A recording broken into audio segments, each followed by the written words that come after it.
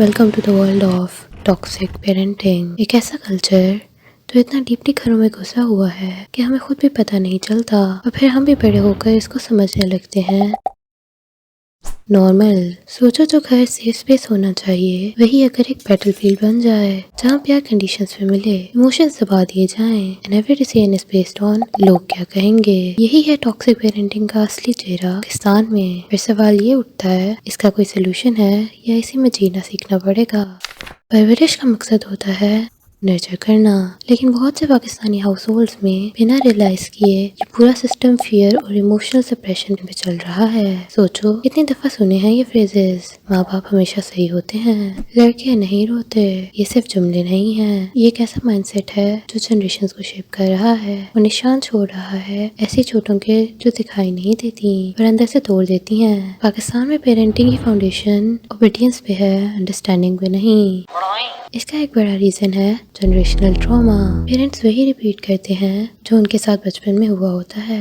फिर दूसरा फैक्टर है मीडिया इन्फ्लुएंस। आई नो थोड़ा क्लीशे साउंड करता है, मगर सोचो, सोशल मीडिया स्ट्रिक्ट देसी पेरेंट्स को ग्लोरीफाई करता है, उनको एक फनी मीम बना देता है, जबकि असल कहानी इतनी मजेदार नहीं होती।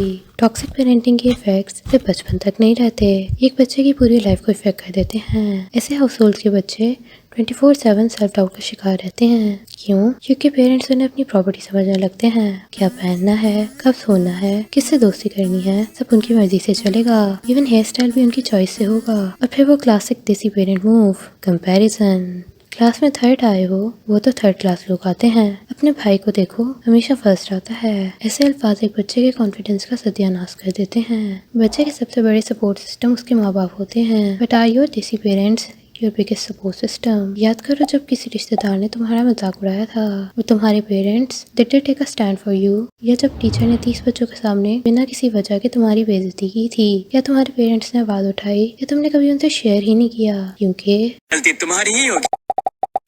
कितने ही केसेस देखने को मिलते हैं जहाँ बच्चे बुलिंग की वजह से एक्सट्रीम स्टेप्स ले लेते हैं, सिर्फ इसलिए क्योंकि उनके पास कोई सेफ स्पेस नहीं होती अपने इमोशंस एक्सप्रेस करने के लिए। और सबसे ट्रेजिक बात, पेरेंट्स को रियलाइज ही नहीं होता कि वो वही टॉक्सिक पैटर्न्स रिपीट कर रहे हैं जो बचपन में उनके साथ हुए थे। वही फेयर बेस्ड अपब्रिंगिंग, जहाँ बच्चा सिर्फ अपने माँ बाप के फुट स्टेप सुन के शिवर करने लगता है, चाहे उसने कोई गलती भी ना की हो। सोचो, अपना घर ही सेफ फील ना हो। अब सवाल ये उठता है, इस साइकिल को तोड़ना कैसे है? सिंपल, अपने बच्चों को इंसान समझो, अपनी प्रॉपर्टी नहीं। उनकी इंडिविजुअलिटी को रिस्पेक्ट करो और हर छोटी छोटी बात पे पनिशमेंट देना बंद करो। पेरेंटिंग एक पावरफुल फोर्स है। आज एक छोटी सी सोच बदलने का डिसीजन कल एक मेंटली हेल्दी जनरेशन बना सकता है, क्योंकि at the end of the day सिर्फ एक सोच की देर है। अगर तुम इससे रिलेट करते हो, आई रियली होप कि तुम ना करो, तो अपनी स्टोरी कमेंट्स में शेयर करो। Let's start a conversation. And if you believe in breaking the cycle, hit the like button and subscribe for more content that matters. There is no pain and there is no hurt worse than when a family member abuses their family.